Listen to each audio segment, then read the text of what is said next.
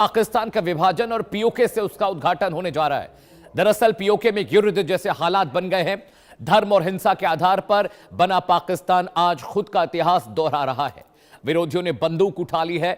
चुनाव प्रचार के लिए आ रहे नेताओं पर हमले हो रहे हैं। दरअसल पाकिस्तान के कब्जे वाले कश्मीर में 1 महीने से ज्यादा समय से स्थानीय लोग और सुरक्षा बल आमने सामने हैं।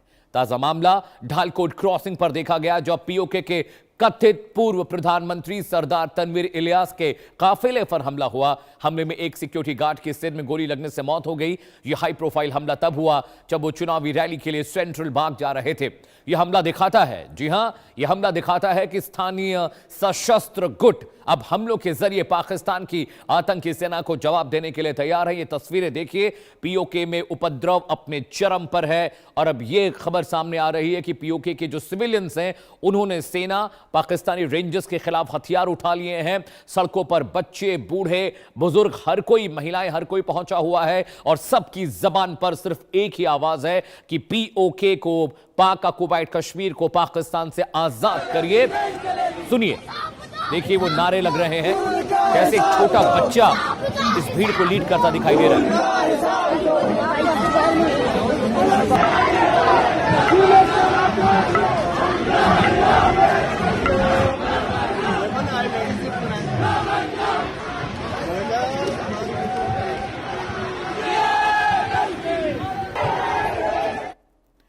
दर्शकों, खबर क्या अब आपको मैं बता देता हूं। जी हां, पीओके में युद्ध जैसे सिविल वॉर जैसे हालात बनते जा रहे हैं और वो हालात और भी अब खराब हो गए हैं बीते दिनों के साथ साथ। जी हां, अब देखिए धर्म और हिंसा पर आधारित ये प्रदर्शन अब और बड़ा होता जा रहा है। पीओके में करीब 50 दिनों से ये उग्र प्रदर्शन जारी है, 1.25 महीने से ज्यादा हो चुके हैं और अब देखिए वहां पर स्थितियां कंट्रोल के बाहर है।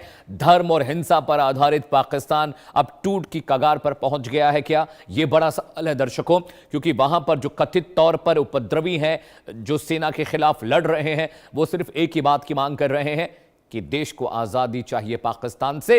कथित पूर्व मंत्री तनवीर इलियास के काफिले पर एक बड़ा हमला हुआ है जिसमें एक सुरक्षा गार्ड की मौत हुई है और ये जो गोली उसके सिर में लगी, चुनाव प्रचार के दौरान यह हमला हुआ। ज्वाइंट अवामी एक्शन कमेटी की जंगी प्रदर्शन वहां पर जारी है। जैक के जो नेता हैं वो सरकार के खिलाफ लगातार सड़कों पर उतर आए हैं, प्रदर्शन कर रहे हैं और यह बात दिखा रहा है कि पाकिस्तानी सेना, रेंजर्स और प्रशासन, जो एडमिनिस्ट्रेशन है, उसके हद से अब बातें बाहर चली गई हैं, वो उसको कंट्रोल नहीं कर पा रहे हैं। पीओके में प्रदर्शन क्यों भड़का है? पिछले एक हफ्ते का अगर रिपोर्ट कार्ड मैं आपके सामने पेश करूं तो महंगाई के खिलाफ सड़कों पर जो जनता उतरी थी उसमें और गुस्सा दिखाई दे रहा है, वो और परेशान दिखाई दे रहे हैं।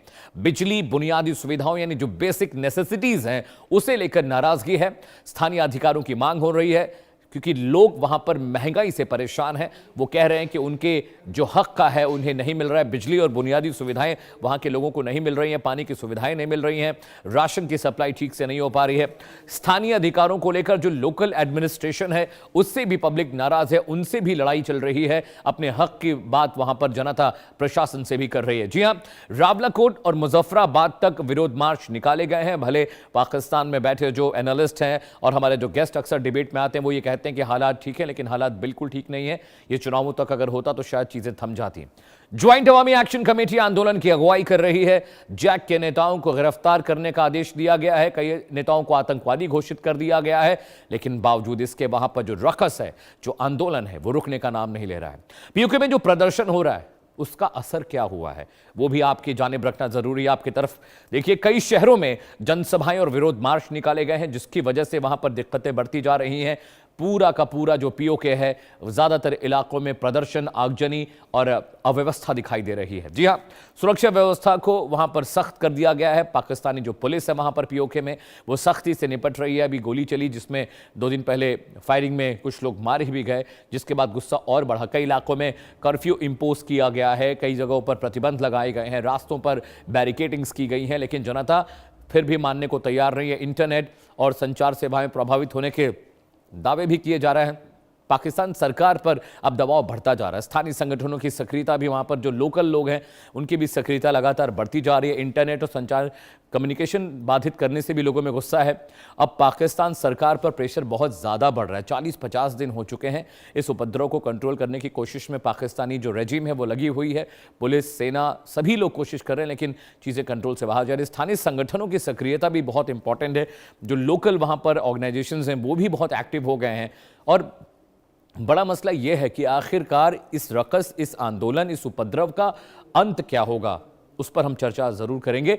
पीओके में जनता की प्रमुख मांगे क्या हैं, किस मांग को लेकर वो 40 दिनों से सड़कों पर उतरे हुए हैं, और पाकिस्तानी जो रेजीम है, सरकारें उनकी मांग पूरी क्यों नहीं कर पा रही है, वो भी ग्राफिक के जरिए मैं आपको बताने जा रहा हूं। देखिए, महंगाई पर प्रभावित नियंत्रण, इन्फ्लेशन कंट्रोल की बात जनता कर रही है, पब्लिक कर रही है। Even though it's not into control, कोशिश की जा रही है। सरकार भी बार बार ये कह रही है कि ऑलरेडी हम सब्सिडी दे रहे हैं वहां के लोगों को, लेकिन जनता इससे मना कर रही है। सस्ती बिजली की उपलब्धता की बात हो रही है। देखिए, वहां पर पाकिस्तान का सबसे बड़ा मंगला डैम वहां पर है, सबसे अधिक बिजली वहां बनती है, लेकिन पीओके के लोगों को भी बिजली की दिक्कत हो रही है। पीओके से बहुत सारे लोग जुड़े, एक्टिविस्ट जुड़े, वो कह रहे हैं कि बिजली बहुत महंगी है, राशन बहुत महंगा है। रोजगार, एम्प्लॉयमेंट के बेहतर अवसर की बात वहां की पब्लिक कर रही है, लेकिन वहां पर अभी जो बेरोजगारी दर है वो भी लगातार बढ़ती जा रही है। ये भी लोगों के लिए परेशानी का सबब है।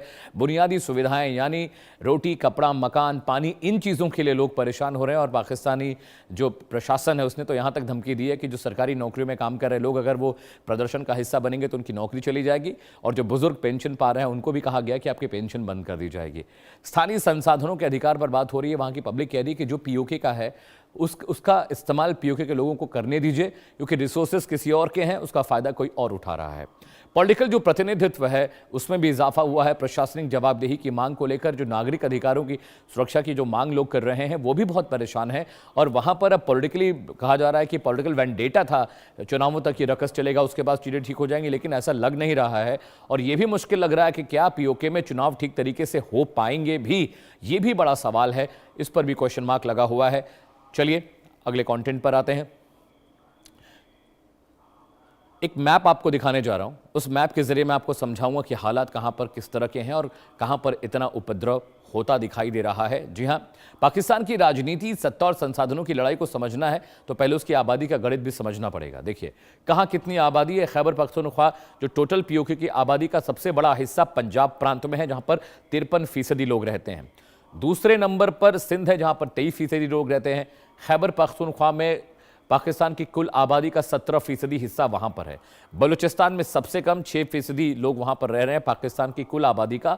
तो आबादी के लिहाज से जो रिसोर्सेज, जो संसाधन होने चाहिए वो लोगों को नहीं मिल रहे हैं, जिसकी वजह से लोग परेशान हैं। और पीओके का जो रकस है, जो उपद्रव है, पीओके का इलाका, ये वाला इलाका जो आप देख रहे हैं, ये सिर्फ भारत है, ये पाकिस्तान का इलाका है। ये वाला जो बॉर्डर इलाका देख रहे हैं, ये पाक ऑक्युपाइड कश्मीर का इलाका है, और यहीं पर सबसे ज्यादा रकस हो रहा है। दर्शकों,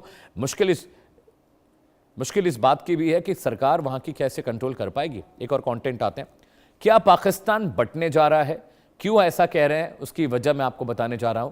खैबर पख्तूनख्वा, देखिए, पश्तून खुद को अफगानिस्तान का हिस्सा मानते हैं, वहां पर भी दिक्कतें हो रही हैं। बलूचिस्तान प्रांत आपको पता है, लंबे वक्त से आज़ादी का आंदोलन वहां पर जारी है।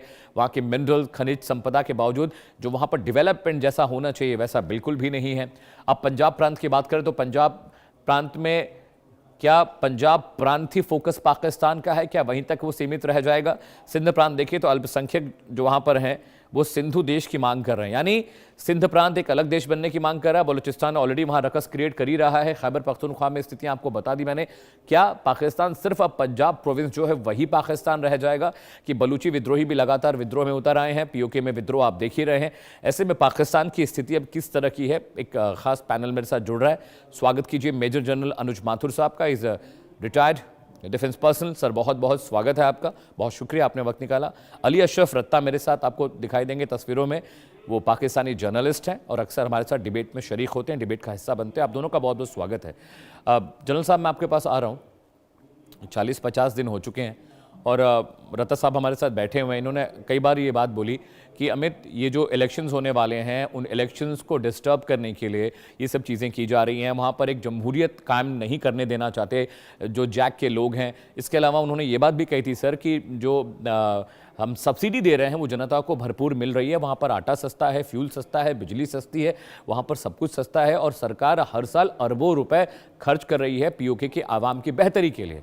अगर ये सब स्टेटमेंट सही है तो पीओके में जो हो रहा है उसकी वजह क्या लगती है आपको? अगर सरकार इतनी दयालु है वहां के लोगों पर, तो फिर ये रकस, ये उपद्रव, सिविल वॉर जैसी सिचुएशन होगी, सिविलियंस अब बंदूक उठा रहे हैं, वो सेना पर, पुलिस पर फायर कर रहे हैं।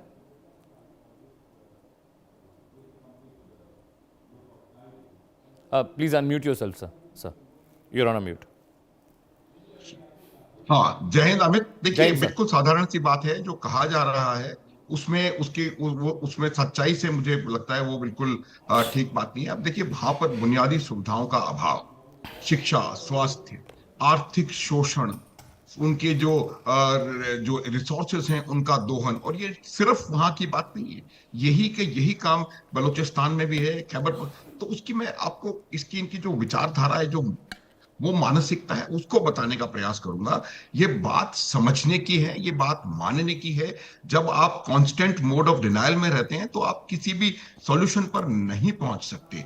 आज परिस्थितियां बलूचिस्तान में हाथ से बाहर हैं, पीओजेके में हाथ से बाहर हैं, और वजह वही है। ये बात मैं कई दफा आपके चैनल पे कह चुका हूं, दोबारा मैं उसको रिपीट करता हूं कि when the only tool in your tool box is a hammer, everything looks like a nail. Pakistan ने पूरे के पूरे जितने भी इनके पंजाब के अलावा जगह है, वहां पर हर चीज को दबाने के लिए सिर्फ और सिर्फ ताकत का प्रयोग करने को सही समझा। इस ताकत के प्रयोग से, बल से, इन्होंने प्रयास बंगाली आइडेंटिटी को दबाने का भी किया था। उसका परिणाम पूरी दुनिया के सामने है, और वही प्रयास इधर भी हो रहा है। देखिए, हर चीज की कोई कोई कोई सोच होता है।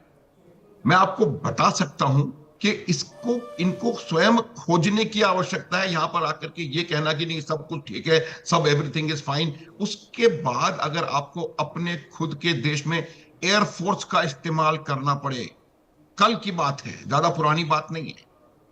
आप एयरफोर्स का प्रयोग कर रहे हैं अपने खुद के देश में, आर्टिलरी, ये प्रॉपर टाइप जो लास्ट स्टेज ऑफ इंसर्जेंसी होती है, जब आप खुल करके लड़ाई लड़ने लग जाते हैं एस्टेब्लिशमेंट से, वो स्टेज आती हुई नजर आ रही है मेरे को।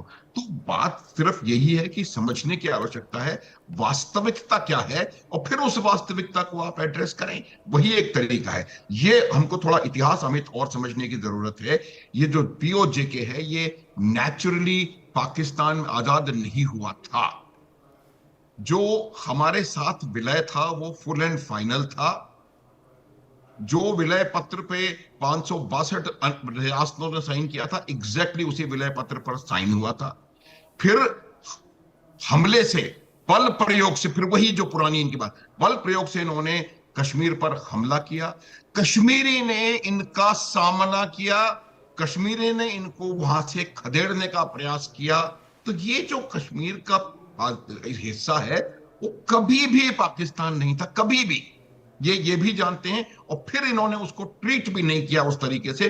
तो मेरा ये मानना है कि जिस प्रकार की सिचुएशन वहां पर आई है, अगर कोई सरफरोशी की तमन्ना जैसे नारे वहां पर उठ रहे हैं, कि नारे अगर आपको याद हो तो रामप्रसाद बिस्मिल और अशफाकुल्ला खान ने 20वें और 30वें दशक में पिछले शताब्दी के अंग्रेजों के खिलाफ उठाए थे, और वही नारे यहां पर आ रहे हैं। तो आप समझ सकते हैं इनकी ग्रेविटी क्या है। फैक्ट ये है कि वहां पर आर्थिक और दूसरा राजनीतिक उपेक्षा, ये एक बहुत बड़ा कारण है। ये जो जिस चीज पे एक इंपॉर्टेंट इशू है, जो कि जेएएसी का है, कि वो जो 12 सीटें इन्होंने वो कर रखी हैं और 8 सीटें नॉमिनेटेड हैं। वो नॉमिनेटेड वाले भी इनके लोग होते हैं, और वो 12 सीटों पर भी उनको उनको इस प्रकार से इलेक्ट करके भेजा जाता है। तो 53-52 आदमियों की असेंबली में अगर 20 सीटों का ऐसे निपटारा होगा, तो आप किस प्रकार से वहां पर एक अच्छा राजनीतिक माहौल बना पाएंगे। तो मेरा ये मानना है कि हालात ठीक नहीं है। गृह युद्ध तो मैं नहीं कहूंगा, लेकिन हालात ठीक नहीं है। बड़ा राजनीतिक चैलेंज है, बड़ा रणनीतिक चैलेंज है, और इसका एक बहुत व्यापक असर पूरे पाकिस्तान के ऊपर होता हुआ मुझे नजर आ रहा है। ऑलराइट सर, अली अशरफ रत्ता के पास जा रहा हूं। मेरे फाजिल दोस्त पाकिस्तान से जुड़े हुए हैं। रत्ता साहब, अब देखिए, इलेक्शन के दौरान इलियास साहब के काफिले पर हमला होता है, उनका गार्ड मारा जाता है। अगर ये सिर्फ एक पॉलिटिकल वेंडेटा की बात होती, हमारे यहाँ भी, हमारे देश में भी पॉलिटिकल वेंडेटा पे काम करने वाले बहुत सारे पॉलिटिकल लीडर्स हैं, और पहले भी रहे हैं और अभी भी हैं और आगे भी रहेंगे, क्योंकि ये एक ऐसा सिलसिला, ये हिस्सा है जमहूरियत का और जो पॉलिटिकल एक कल्चर है दुनिया भर में। लेकिन अगर सिर्फ ये जैक का आंदोलन होता या सिर्फ पॉलिटिकल वेंडेटा की बात होती तो पब्लिक इस तरह से सड़कों पर नहीं उतर के आती। हर किसी के अपने मसाइल हैं, हर आदमी को अपने बाल बच्चे पालने हैं, नौकरी करनी है, घर चलाना है, सबके पास अपनी जिम्मेदारियां हैं, हर कोई अपने घर परिवार के लिए चिंतित होता है। जिस तरह से पब्लिक सड़कों पर उतर आई है, ऐसा लगता नहीं है कि सिर्फ ये पॉलिटिकल वेंडेटा है। लोग सच में परेशान है पाकिस्तान सरकार की पॉलिसीज को लेकर, चाहे वो सब्सिडी की बात हो, चाहे और भी बाकी चीजें हो। दत्ता साहब। शुक्रिया अमित, इस्लाम आपको और जन साहब दोनों को।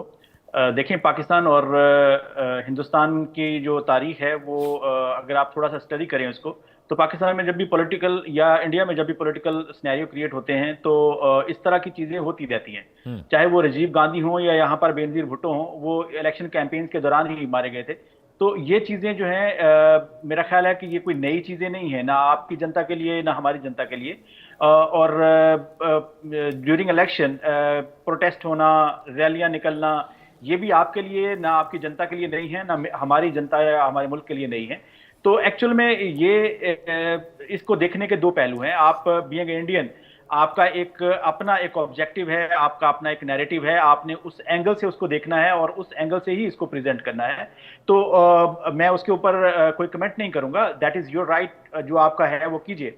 बट फैक्ट जो है वो यही है कि हमारे सब कॉन्टिनेंट के अंदर जब भी इलेक्शन कैंपेन्स होती हैं, इस तरह की चीजें नॉर्मल हैं।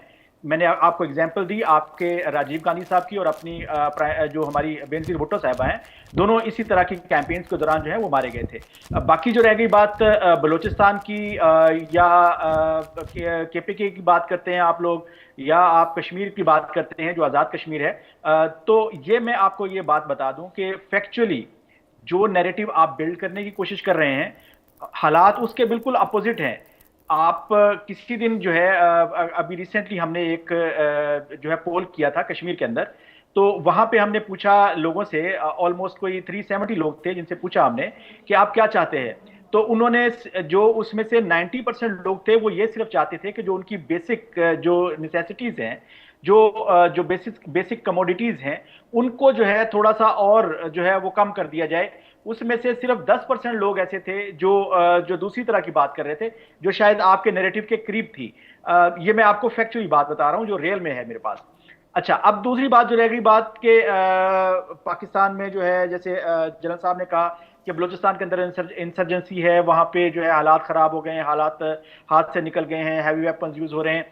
तो ये मैंने मेरे ख्याल में 2 दिन पहले भी जनरल साहब को ये बात कही थी कि ग्राउंड रियलिटीज जो है वहां पे वो बिल्कुल डिफरेंट है। यस, अभी रिसेंट जो हिस्ट्री के रिसेंट जो डेज हैं, कुछ 1-2 महीनों के अंदर वहां पे इंसर्जेंसी जो है इंक्रीज हुई है।